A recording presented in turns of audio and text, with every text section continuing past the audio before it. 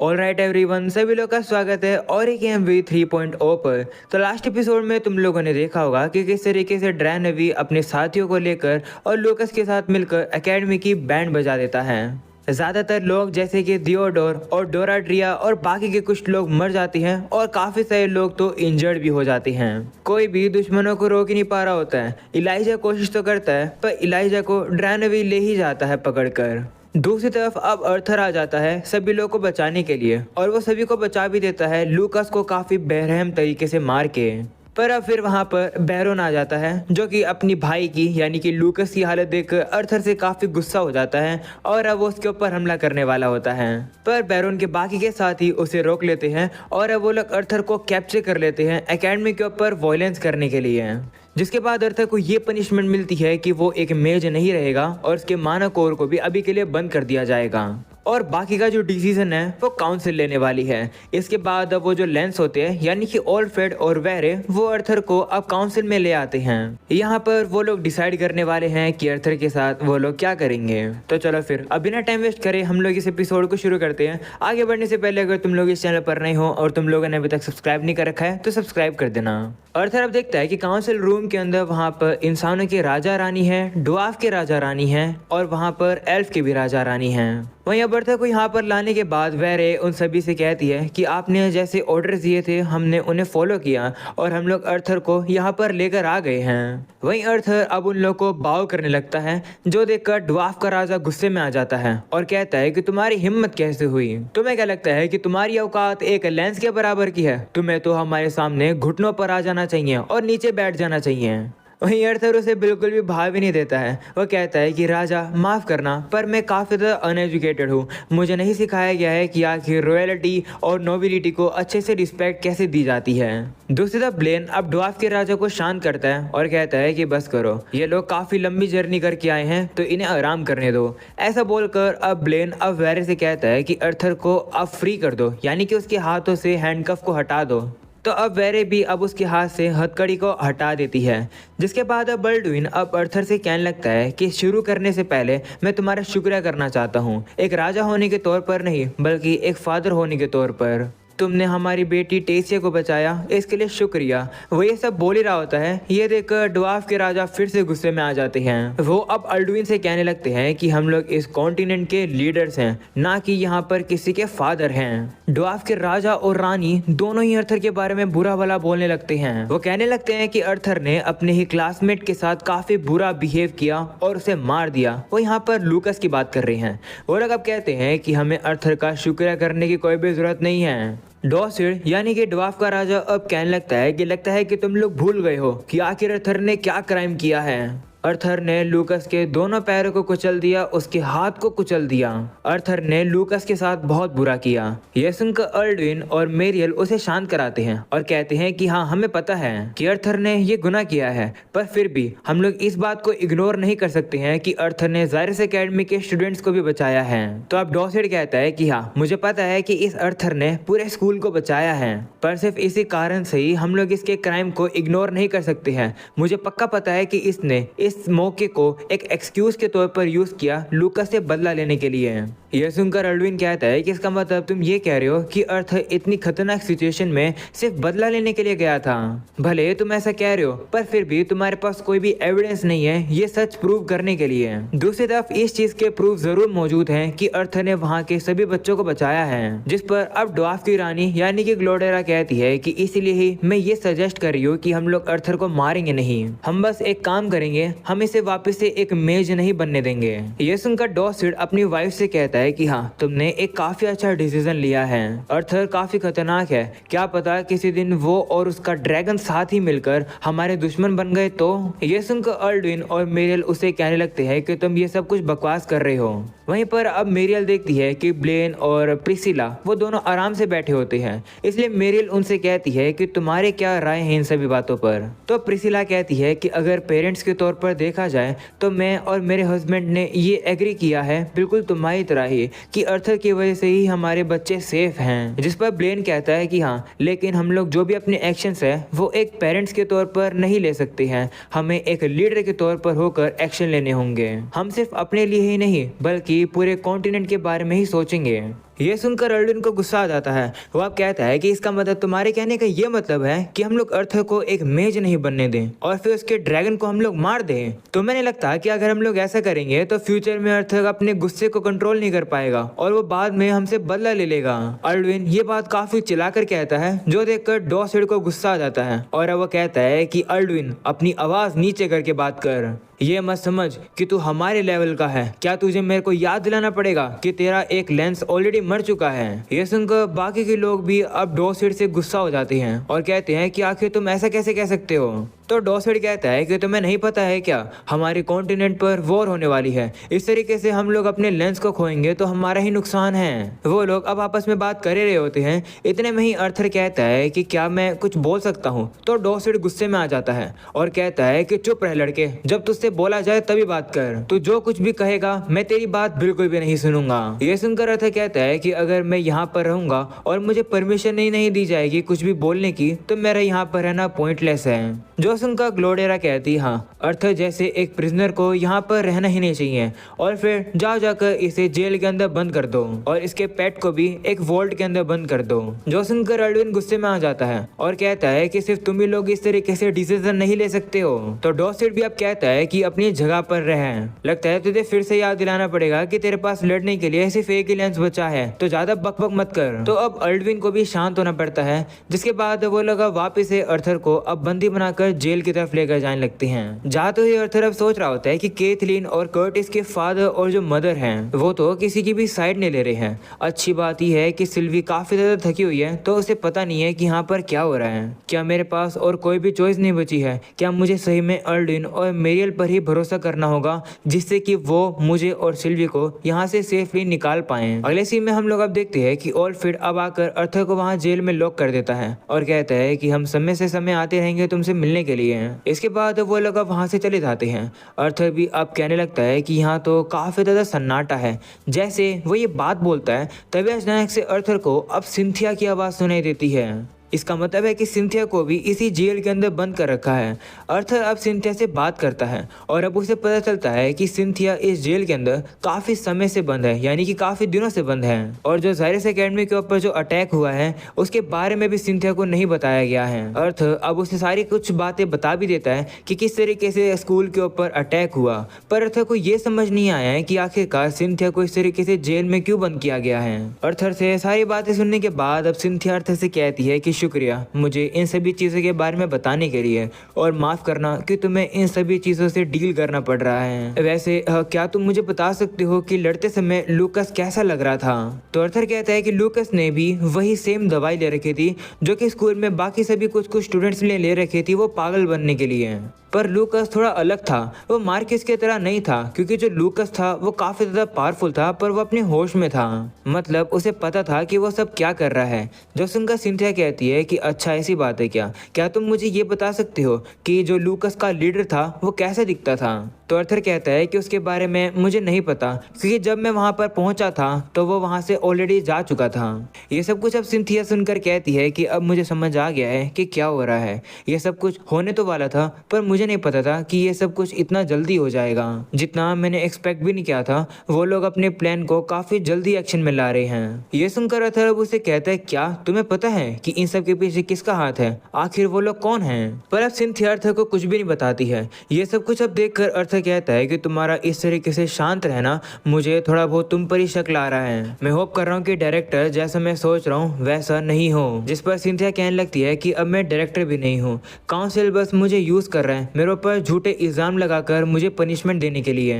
मुझे लगता है कि जो काउंसिल है वो मेरे ऊपर ही सारे इल्जाम लगा देगा कि स्कूल के ऊपर जो अटैक हुआ वो मेरी वजह से हुआ। ऐसा करके वो लोग अपना अटेंशन उन लोग के ऊपर से हटाना चाहते हैं। माफ करना अर्थर, मैं तुम्हें उनके बारे में बता नहीं सकती हूँ, क्योंकि अगर मैंने कुछ भी तुम्हें बताया तो मेरे ऊपर जो कर्स लगा हुआ है वो एक्टिवेट हो जाएगा। ये सुनकर अर्थर परेशान हो जाता है और कहता है क्या अब मुझे दुश्मनों के बारे में नहीं पता चल सकता है? अगले सीन में हम लोग को अब ब्लेन को दिखाया जाता है जो कि आराम से बैठकर ड्रिंक पी रहा था। इतने में ही वहां पर अब डॉसिड आ जाता है और वो ब्लेन से कहता है कि आखिरकार तुमने ये काउंसिल में क्या किया? मुझे लगा कि हम लोग के बीच में एक डील हुई थी, पर काउंसिल में तुमने तो कुछ भी नहीं कहा।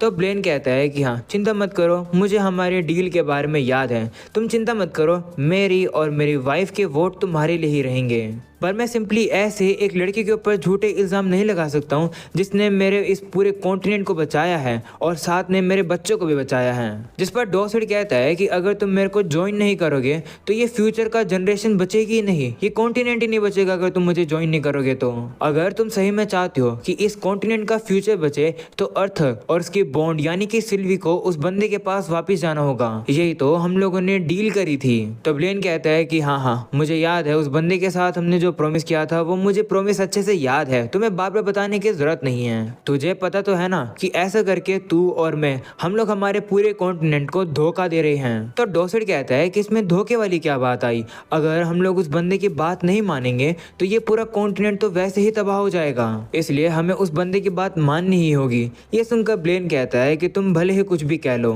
हम ये सब कुछ करके अपनी तो जान बचा रहे हैं पर अपने जितने भी कॉन्टिनेंट के लोग हैं उनको अबैंडन कर रहे हैं। तो डॉसेड कहता है कि चिंता मत करो, जब ये नया कॉन्टिनेंट बन जाएगा तो हम लोग उस बंदे को अच्छे से सर्व करेंगे और हम लोग काफी अमीर तरीके से और काफी शांति से जिएंगे। जिस पर ब्लेन कहता है कि लेकिन फिर हमारे सिटीजन्स का क्या होगा, हमें नहीं पता कि वो बंदा इस कंट्री के सिटीजन्स का क्या करेगा और पूरी कंट्री का ही क्या करेगा। जिस पर डॉसेड कहता है कि ब्लेन इन सब के बारे में तुम क्यों सोच रहे हो, जरा ये तो देखो तुम्हें कितना फायदा होगा। उसकी मदद करने पर वो हमारे नेशन के अंदर नई टेक्नोलॉजी लाएगा और काफी सारे पैसे भी लाएगा और तो और वो हमें इमोर्टैलिटी, ताकत और काफी सारा पैसा देगा। जरा सोच कर देखो, एक बार हमारे पास जब इतना सारा पैसा हो जाएगा तब तो हमारे मजे ही मजे हैं। आई थिंक यहाँ पर ये लोग जिसकी बात कर रहे हैं वो एग्रोना है, यानी कि वही दुश्मन जिससे कि अर्थर को लड़ना है। दूसरी तरफ अब डॉसेड की बात सुनकर ब्लेन को गुस्सा आ जाता है और अब वो कहता है कि तुम इस तरीके से मुझे इंक्लूड मत करो अपने प्लान में, मुझे पैसा वैसा नहीं चाहिए, मैं तो बस उस बंदे के ऑर्डर्स इसलिए मान रहा हूँ क्योंकि मुझे अपनी फैमिली को बचाना है। और तुम खुद अपने आप को देखो, तुम इतने ज्यादा सेल्फिश हो, तुम अपने फायदे के लिए अपने ही लोगों को बिट्रे कर रहे हो। तुम्हें सिर्फ पैसों और टेक्नोलॉजी और ताकत से ही फर्क पड़ता है। तुमने ये सोचा भी है कि तुम्हारे सिटीजन्स का क्या होगा, जब वो यहाँ पर आएगा तो वो उनके साथ क्या करेगा, क्या वो उन्हें स्लेव्स बना देगा या फिर उनके साथ और भी कुछ बुरा करेगा। ब्लेन अब कहने लगता है कि मैंने आज यहाँ तक पहुँचने के लिए काफी सारी मेहनत करी है, मैं होप करता हूँ कि जो मैं अब करने वाला हूँ यानी कि इस कंट्री को धोखा देने वाला हूँ, इसके लिए मेरे एंसेस्टर मुझे माफ कर दें। वहीं पर ये सब कुछ अब सुनकर डॉसेड वहां से चला जाता है। दूसरी तरफ ब्लेन अब और भी ज्यादा ड्रिंक करने लगता है। ब्लेन अब सोचता है कि उस बंदे ने मुझे काफी सारे पैसे और लग्जरीज देने का प्लान किया है पर मुझे उनमें कोई भी इंटरेस्ट नहीं है। मैं तो बस अपनी जिंदगी में एक सबसे ज्यादा ताकतवर मेज बनना चाहता था जिससे कि जो मेरे एंसेस्टर हैं वो मुझ पर गर्व फील कर सके। मैंने काफी ज्यादा कोशिश करी थी एक कमाल का मेज बनने के लिए, पर काफी सारे एलेक्सर और काफी सारे आर्टिफैक्ट यूज करने के बावजूद भी मैं काफी मुश्किल से ही रेड स्टेज पर पहुंच पाया था। फिर उसके बाद मुझे मेरी वाइफ और मेरे बच्चे मिले जिनसे मैं काफी प्यार करने लगा। उसके बाद मैंने देखा किस तरीके से मेरे जो फादर हैं वो पावर की लालच में आकर बुरे काम करने लग गए थे। तभी मैंने कसम खा ली थी कि आखिर मुझे पावर की जरूरत क्यों है, मुझे पावर की जरूरत इसलिए है जिससे कि मैं अपने कॉन्टिनेंट पर शांति ला सकूं और मेरे फैमिली और मेरे सिटीजन्स को प्रोटेक्ट कर सकूं। और अब देखो मैं क्या करने जा रहा हूँ। ब्लेन अब सोचने लगता है कि क्या मैं सही डिसीजन ले भी रहा हूँ, क्या ये सब कुछ मैं अपनी ही भलाई के लिए कर रहा हूँ या फिर मेरी फैमिली के भलाई के लिए, या फिर मुझे वही सभी चीजें चाहिए जो कि डॉसेड को चाहिए। ये सब कुछ अब सोचकर ब्लेन अब थोड़ा बहुत फ्रस्ट्रेटेड सा हो जाता है और उसके हाथ से ग्लास गिर जाता है। वो भी अब नीचे बैठ जाता है और ग्लास भी अब उसके हाथ में गिर जाता है, पर उससे ज्यादा कुछ भाव नहीं पड़ता है। इसके बाद अब वो नीचे लेट जाता है और हंसने लगता है। हंसने के बाद अब वो अर्थर के बारे में याद करने लगता है। वो अब कहने लगता है कि अर्थर एक कमाल का मेज है, उसके अंदर काफी टैलेंट है, पर उसकी किस्मत काफी खराब है कि अर्थर इस षड्यंत्र के अंदर फंस गया। ब्लेन अब कहने लगता है कि अर्थर मुझे माफ करना, मैं चाहता था कि मैं तुम्हारे सेक्रीफाइस को इस कॉन्टिनेंट के लिए अच्छा बनाऊं। हाँ, जो कुछ भी मैं करने वाला हूँ वो सब कुछ अच्छे के लिए है, खासकर मेरे खुद के लिए। भाई साहब ये राजा ही धोखेबाज निकले हैं। एनीवेज अगले सीन में अब अर्थर को दिखाया जाता है जो कि अब फील करता है कि वो एक अजीब सी जगह पर आ चुका है और वो वहां से क्लाइंब करने की कोशिश करता है पर वो क्लाइंब ही नहीं कर पा रहा होता है। उसे अब दिखता है कि सामने की तरफ तो काफी सारे कौवे हैं और वो कुछ खा रहे हैं। अर्थर अब देखने लगता है कि आखिर ये क्या खा रहे हैं, इसलिए वो अब जैसे ऊपर पहुंचता है वो देखता है कि वो जो कौवे होते हैं वो टेसिया और अर्थर की फैमिली को खा रहे हैं। ये सब कुछ अब देख कर अर्थर काफी ज्यादा डर जाता है और अब वो उठ जाता है। उसे पता चलता है कि ये सब कुछ तो अब बस एक ड्रीम था। वो डरा ही हुआ होता है, तभी वहां पर आली आ जाती है, यानी कि अल्डविन की जो लेंस है वो अब अर्थर को एक लेटर देकर वहां से चली जाती है। अर्थर अब उस लेटर को पढ़ता है। उस पर अल्डविन ने अर्थर से ये लिखा था कि जितना मैंने सोचा था सिचुएशन उससे भी ज्यादा खतरनाक है। तुम्हारे पास अर्थर ज्यादा समय नहीं बचा है। काफी जल्दी काउंसिल तुम्हें और सिंथिया को इस टेररिस्ट का जो अटैक हुआ था, इस अटैक का सारा इल्जाम काउंसिल तुम लोगों पर लगा देगा। हमें अब पता चलता है कि अल्डविन ने ब्लेन और डॉसिड की बात छुपकर सुन ली थी। अल्डविन लेटर में अर्थर को ये बताता है कि उन लोग की बातें सुनने के बाद मुझे पता चल गया है कि वो लोग तुम्हें किसी के हवाले करना चाहते हैं, वो भी जिंदा, और मैंने अपने फादर को भेज दिया है। इससे वो तुम्हारी फैमिली को एक सेफ लोकेशन पर लेकर जा रहे हैं और जब तक सिचुएशन सही नहीं हो जाती वहां पर वो लोग छुपे रहेंगे और सेफ रहेंगे। अल्डविन अब ये भी लिखता है कि अर्थर, तुमने मेरी बेटी टेसिया के लिए बहुत कुछ किया है, पर माफ करना, अभी के लिए मैं तुम्हारे लिए सिर्फ इतना ही कर सकता हूँ। इसके बाद अब वो लेटर वहां से गायब हो जाता है। तभी अचानक से वहां पर बैरोन आ जाता है। वह अर्थर से कहता है कि लड़के तैयार हो जा, काउंसिल तेरा वेट कर रहा है, आज तेरी पनिशमेंट डिसाइड होने वाली है।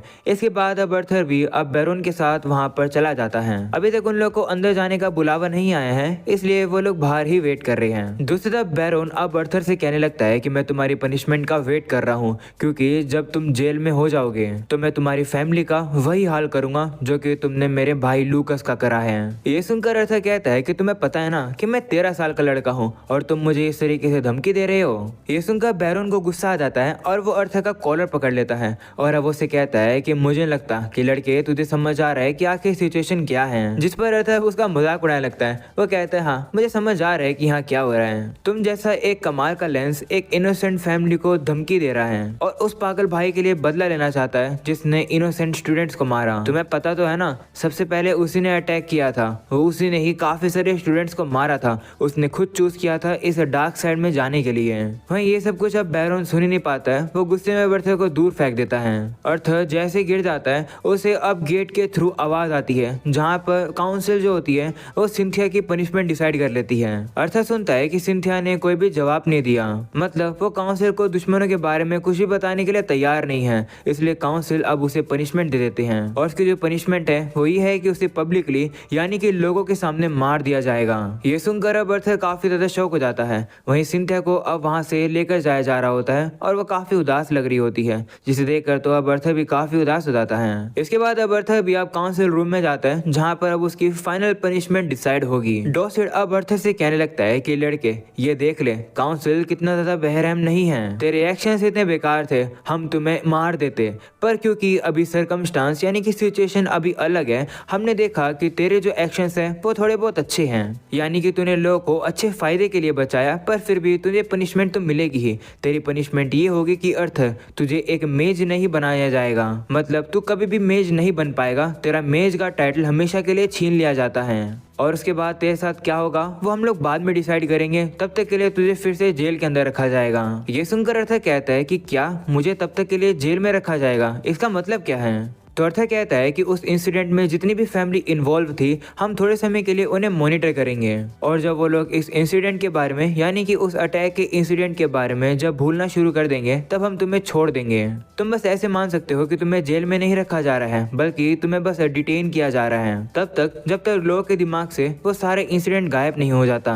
ये सुनकर अब अर्थर याद करता है कि अल्डविन ने मैसेज में लिखा था कि ये जो लोग हैं ये मुझे जिंदा किसी के पास डिलीवर करना चाहते हैं, इसलिए ही ये लोग मुझे जिंदा छोड़ रहे हैं, ये तो बस बहाना मार रहे हैं कि ये लोग वेट करेंगे। वहीं अब अर्थर ज्यादा कुछ बोलता नहीं है। वो कहता है ठीक है मुझे ये पनिशमेंट मंजूर है, पर आखिरकार मेरे बॉन्ड यानी कि सिल्वी का क्या होगा?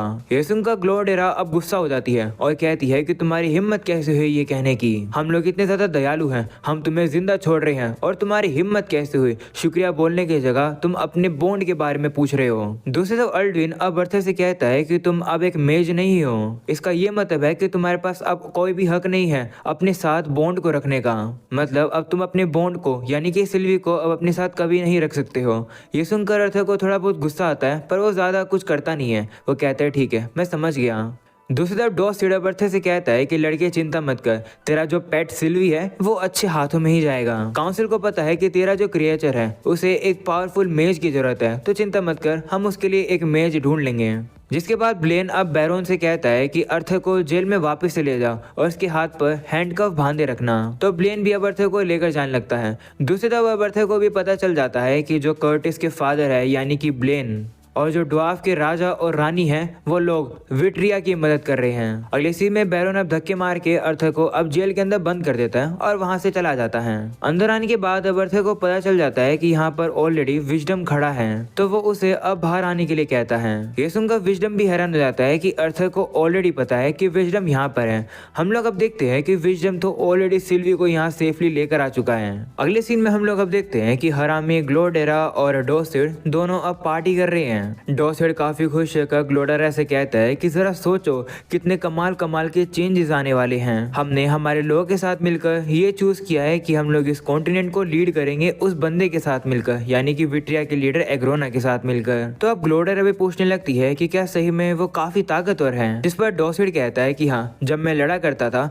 तब मैंने काफी पावरफुल मानव बीच से लड़ाई करी थी, पर वो बंदा था वो तो उससे भी ज्यादा पावरफुल था। जब वो मेरे सामने आ गया था तो मुझे लगा कि मेरे सामने खुद भगवान आ गया है। और सोच कर देखो ग्लोडेरा, उसने हमें चूज किया है, उससे हमारी जरूरत भी नहीं है अपने गोल्स को अचीव करने के लिए, पर फिर भी उसने हमें चूज किया है। मैं एक समय पर काफी पावरफुल हुआ करता था पर अब नहीं। ऐसा इसलिए क्योंकि वो अब उसे बताने वाला होता है, पर तभी वो रुक जाता है और अब वो अपने मन में कहता है नहीं, ग्लोडेरा को उसके बारे में नहीं पता है। डोसिड अब अपने मन में सोचता है कि मुझे आज भी वो इंसिडेंट याद है जिसकी वजह से मैं इतना कमजोर बन गया, नहीं तो इस समय पर मैं ऑरेंज कोर पार कर चुका होता। मैंने सोचा नहीं था कि एक मेज मुझे इतना ज्यादा डैमेज कर देगा, मेरे कोर पर इतना ज्यादा डैमेज कर देगा कि जो मेरा कोर है वो परमानेंटली डैमेज हो जाएगा। उस बंदे ने मेरे ऊपर हमला इसलिए किया था क्योंकि उस बंदे ने देख लिया था कि मैं उसकी वाइफ के साथ चीटिंग कर रहा हूँ बेड पर। उस बंदे को तो ऑनर फील करना चाहिए था कि मैंने उसकी वाइफ को चुना, पर उसने मेरे ऊपर हमला किया। इसकी वजह से मुझे उसे टॉर्चर करना पड़ा और फिर उसे पब्लिकली मारना पड़ा। भाई साहब यार, ये तो कितना खतरनाक सा राजा है, मतलब कितना घटिया राजा है। इन सब के बारे में ग्लोडेरा को पता ही नहीं है। ग्लोडेरा अब कहने लगती है कि देखो हमारे जितने भी लोग हैं वो तुम्हें कितने एडमायर करते हैं, जिस पर डोसिड कहता है हाँ, वो सभी लोग मुझे ओवे भी करते हैं, पर अगर मेरे पास मेरे लेंसेज नहीं होते तो वो लोग मुझे राजगद्दी से उतारने के लिए लड़ रहे होते हैं। तो ग्लोडेरा कहती है चिंता मत करो, जो भी ऐसा करने की कोशिश करेगा हम लोग उसे मार देंगे, क्योंकि आखिरकार तुम्हारे पास लेंस जो है और अब तो तुम्हारे साथ वो भी है, यानी कि एग्रोना। जिस पर डोसिड कहता है हाँ तुमने सही कहा, उसके बाद हमारे पास काफी सारा पैसा हो जाएगा, काफी मैजिकल एबिलिटीज हो जाएंगी, उसके बाद हम लोग हर रोज मजे ही मजे करेंगे। वो ये सब कुछ अब बोलने के बाद अब वहीं पर शुरू हो जाते हैं अपना कार्यक्रम शुरू करना। वो लोग अब मजे से इंजॉय कर ही रहे होते हैं, पर तभी अचानक से वहां पर एक बंदा आ जाता है जो कि उनके गार्ड को मार देता है, जो देखकर डोसिड को भी गुस्सा आ जाता है और अब वो कहता है आखिरकार तुम कौन हो, तुम बिना परमिशन के यहाँ कैसे आ गए। वहीं वो बंदा अपना ऑरा दिखाने लगता है। वो अब कहता है हेलो डोसिड, इस तरीके से आने के लिए माफी चाहता हूँ। ये सुनकर अब डोसिड को गुस्सा आ जाता है और कहता है कि आखिर तुम्हारी हिम्मत कैसे हुई यहाँ पर आने की, और तुम्हें कैसे पता कि मैं कौन हूँ। तो बंदा कहता है कि मुझे तुम लोग के बारे में इसलिए पता है क्योंकि तुम लोग एक काटा हो और मुझे हुक्म मिला है तुम लोग को खत्म करने के लिए। ऐसा बोलने के बाद वो उन लोगों के ऊपर अपनी पावर से हमला कर देता है, पर तभी ऑलफ्रेड वहां पर आ जाता है और वो राजा और रानी को बचा लेता है। ऑलफ्रेड अब डोसिड और ग्लोडेरा से कहता है कि आप लोग चिंता मत करो, मैं इसको यहाँ से जाने नहीं दूंगा। जिस पर वो बंदा अब कहने लगता है कि मैं यहाँ पर ऐसे ही लोगों को मारने नहीं आया हूँ, मैं तो बस यहाँ पर डोसिड और उसकी वाइफ को मारने के लिए आया हूँ, मुझे और किसी को नहीं मारना है। जिस पर ऑलफ्रेड कहता है कि माफ करना, पर मैं तुम्हें ऐसा नहीं करने दे सकता हूँ। ऐसा बोलने के बाद अब ऑलफ्रेड अब उस बंदे के सामने अब अपने काफी सारे सोल्जर्स बाहर निकाल देता है। वो सोल्जर्स अब उस बंदे के ऊपर हमला करने वाले ही होते हैं, पर तभी हम देखते हैं कि वो बंदा सिर्फ अपनी हल्की सी पावर को यूज करके हल्का सा हाथ मारता है और अब सारे सोल्जर्स एक ही बारी में खत्म हो जाते हैं। पर अब ऑलफ्रेड अभी भी हार नहीं मानता है। वो अपनी पावर का यूज करके अपने ऊपर ही एक आर्मर पहन लेता है जो कि काफी ज्यादा पावरफुल बना देता है उसे। ये देखकर डोसिड भी एक्साइटेड हो जाता है और वो कहता है हाँ ऑलफ्रेड, तुम इसे हरा सकते हो, इसे मार दो। वहीं पर अब ऑलफ्रेड अब एकदम से छलांग मारकर अब उस बंदे के ऊपर हमला करने के लिए जा रहा होता है, पर वो बंदा तो अपनी जगह से हिलता तक नहीं है। वो अपने ऊपर एक बैरियर लगा लेता है जिससे कि ऑलफ्रेड का अटैक उस बंदे को लगता ही नहीं है। वो बंदा भी अब उसी सेम जगह पर ही खड़ा रहता है और वो वहीं से ही अपनी पावर का यूज करके ऑलफ्रेड को काफी दूर दीवार पर दे मारता है, जिस वजह से उसकी हालत काफी ज्यादा बुरी हो जाती है, उसको काफी ज्यादा चोट भी लग जाती है। जो देखकर वो बंदा भी अब उसे कहने लगता है कि तुम एक इंसान होने के बावजूद भी तुम्हारे अंदर काफी कमाल के स्किल्स हैं, तुम्हारी ताकत इस कॉन्टिनेंट के फ्यूचर के लिए काफी काम आएगी, पर अभी के लिए नहीं। ऐसा बोलने के बाद वो बंदा एकदम से टेलीपोर्ट करके ऑलफ्रेड के पास पहुंच जाता है और वो बंदा अपनी सिर्फ हल्की सी ही पावर को यूज करता है और इतनी से ही हमले की वजह से ऑलफ्रेड अब काफी दीवार तोड़ता हुआ बाहर जाकर गिरता है। वहीं अब डॉसिड और ग्लोडेरा ये देखकर काफी ज्यादा हैरान हो जाती हैं, जिसके बाद वो बंदा अब उन लोगों से कहने लगता है कि माफ करना, मैंने आप लोगों को वेट कराया।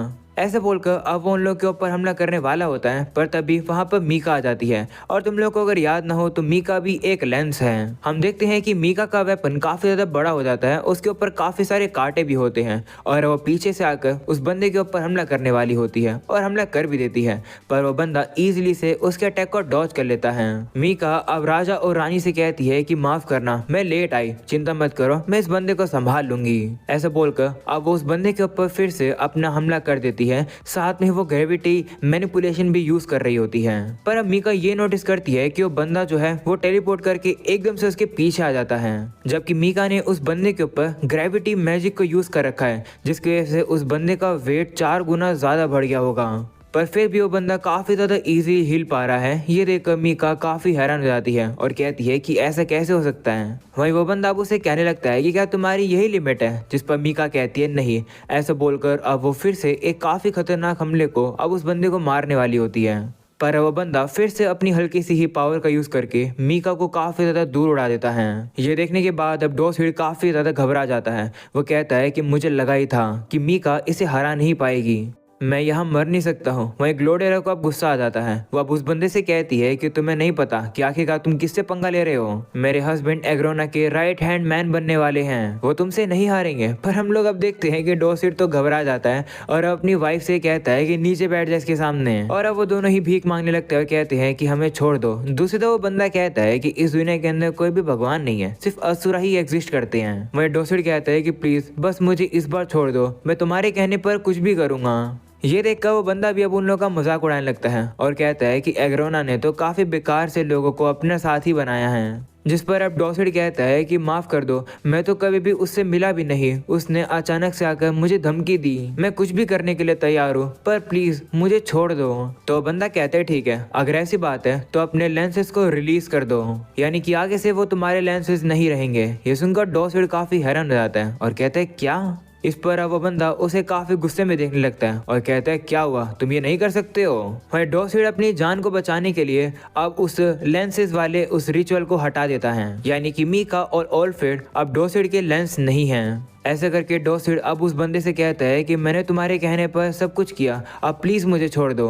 जिस पर बंदा कहता है कि माफ करना, पर मैंने कब कहा कि मैं तुम्हें छोड़ दूंगा। ऐसा बोलने के बाद वो बंदा डॉसिड और ग्लोडेरा के ऊपर हमला करके उन्हें मार देता है। ऐसा करके वो बंदा अब कहने लगता है कि लो अब गेम शुरू हो चुका है। दूसरी तरफ वापिस से बर्था को दिखाया जाता है, जो कि सिल्वी को अब सेफ देखकर काफी ज्यादा रिलीफ फील करता है और देखता है कि सिल्वी तो अभी भी सो रही है। वहीं बर्था विजडम का शुक्रिया करता है इस तरीके से सिल्वी को यहाँ सेफली लाने के लिए। वहीं विजडम अब बर्था से कहने लगता है कि मैंने सोचा नहीं था कि तुम और लेडी सिल्वी विट्रिया के साथियों के सामने इतनी जल्दी हार जाओगे।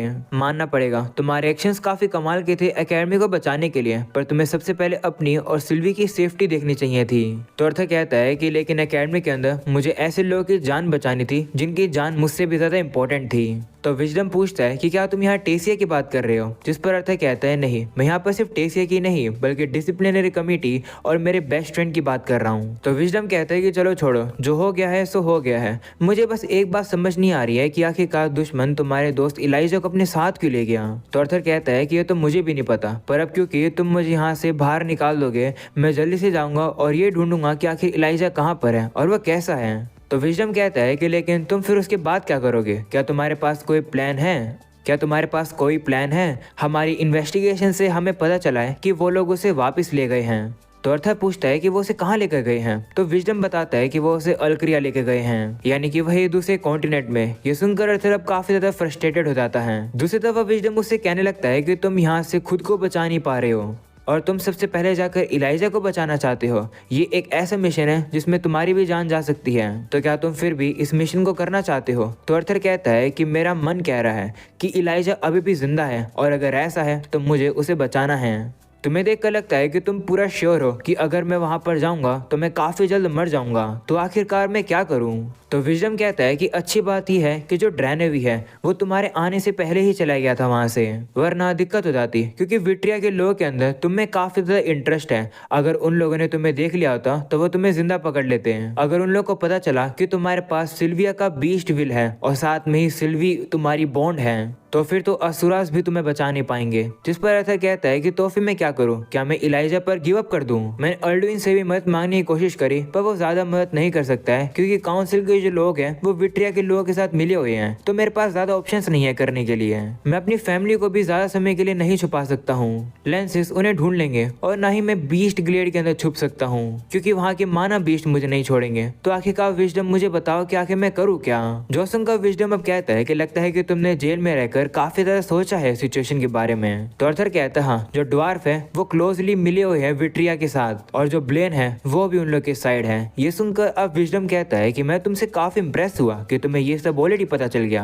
अर्थर लगता है समय आ चुका है। वह उसे कुछ कहने वाला ही होता है, पर तभी अचानक से वहां पर बैरोन आ जाता है, जो कि अब विजडम से कहता है कि आखिरकार तुम कौन हो और आखिर तुम अंदर कैसे आए। इससे पहले कि विजडम अब कुछ बोल ही पाए, तभी बैरोन अब तैयार हो जाता है उसके ऊपर हमला करने के लिए। बैरोन का ये पावरफुल सा अटैक अब विजडम को लगने वाला होता है, पर तभी विजडम हल्का सा ही हाथ मार के अब बैरोन के अटैक को इजीली रोक लेता है, जो देखकर बैरोन भी काफी हैरान हो जाता है। वहीं अब विजडम अब बैरोन की बेइज्जती करने लगता है। वो कहता है कि तुम मेरे सामने एक बच्चे हो, तुम्हारे पास कोई भी कारण नहीं है मुझसे लड़ने के लिए। जिस पर अब बैरोन और भी ज्यादा गुस्से में आ जाता है और अब वो लगातार विजडम के ऊपर हमले करने लगता है, पर विजडम भी इजीली से उसके अटैक्स को रोक रहा होता है और अब अपनी पावर का यूज करके बैरोन को जमीन पर ले आता है। बैरोन भी अब काफी कोशिश करने लगता है हिलने की, पर वो हिल ही नहीं पा रहा होता है। इतने में ही अब वेरे वहां पर आ जाती है, जो कि बैरोन को शांत होने के लिए कहती है। इसके बाद अब विजडम भी अब अपनी पावर को ऑफ कर देता है। इसके बाद अब बैरोन अब वेरे से कहने लगता है कि मुझे समझ नहीं आ रहा कि आप ऐसा क्यों कर रही हो, ये एक दुश्मन है, आपको इसे पकड़ना चाहिए। जिस पर वेरे कहती है नहीं, ये बंदा एक डीटी है, इन्हें रिस्पेक्ट से बुलाओ। ऐसा बोलने के बाद अब वेरे उनके सामने यानी कि विजडम के सामने बाव करती है और कहती है कि माफ करना बैरोन के लिए। दरअसल हमारे किंग चाहते हैं कि आप उनसे एक बार मिलो।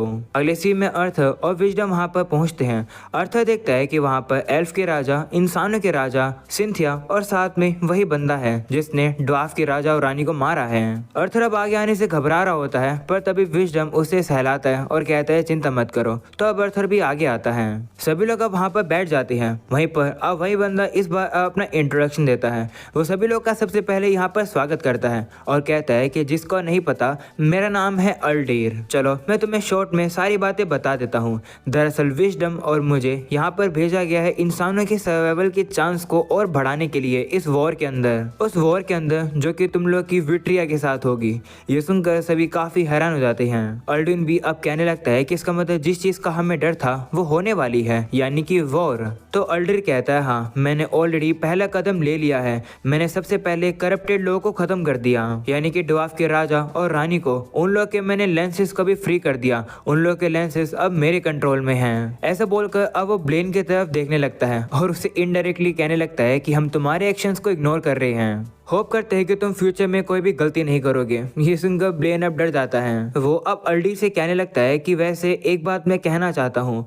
आप काफी ज्यादा पावरफुल हो, साथ में ही विजडम भी। तो क्या आप लोग यानी कि असुरास जाकर अलकरा यानी कि उस दूसरे कॉन्टिनेंट में जाकर विट्रिया को नहीं हरा सकते हो? इसमें आप लोगों को हमारी क्या जरूरत है? जिस पर अब अल्डीर कहता है कि माफ करना, क्योंकि चीजें काफी कॉम्प्लिकेटेड है। क्योंकि जो विट्रिया क्लैन है वो ऐसे असुरास हैं जिन लोगों ने लॉ को ब्रेक किया है, पर फिर भी वो असुरास तो हैं ही, और अगर हम जैसे असुरास उन लोगों से लड़ेंगे तो दुनिया तबाह भी हो सकती है। इसलिए हम असुरास ने और विट्रिया क्लैन ने ये डिसाइड किया है कि हम लोग फ्रेंडली रहेंगे, यानी कि हम लोग एक दूसरे के साथ इंटरफेयर नहीं करेंगे, यानी कि जो हायर बीइंग है वो डायरेक्टली इंटरफेयर नहीं करेंगे। ये सुनकर अर्थर कहता है कि तुमने तो कहा कि तुम डायरेक्टली इंटरफेयर नहीं करोगे, पर तुमने तो ऑलरेडी ड्वार्फ के किंग और रानी को दोनों को मार दिया। ये सुनकर अब अल्डीर की भी बोलती बंद हो जाती है। जिस पर विजडम कहता है कि ये जो कॉन्टिनेंट है ये वॉर में उस कॉन्टिनेंट के अगेंस्ट है जिस कॉन्टिनेंट को एग्रोना खुद गवर्न करता है। तो हमने तो बस इस तरीके से मामला बस एक दूसरे का बराबर किया है ड्वार्फ के राजा और रानी को मार के, तो उससे कोई दिक्कत नहीं होगी इन सब से। तो अर्थर कहता है कि लेकिन उन डीमंस का क्या होगा जिनके काले कलर के सींग हैं, वो हमारे लैंड में काफी सालों से घूम रहे हैं, इन सब के बारे में तो हम इंसानों को भी नहीं पता है। वो डीमन इतना ताकतवर था कि उसने लेंस आलिया को भी मार दिया था। ये सुनकर अल्डविन हैरान हो जाता है और अब अर्थर से कहता है कि तुम्हें कैसे पता। तभी सिंथिया अर्थर से कहती है कि क्या तुम उसी डीमन की बात कर रही हो जिसका ये फ्रेगमेंट यानी कि सींग तुमने मुझे दिया था।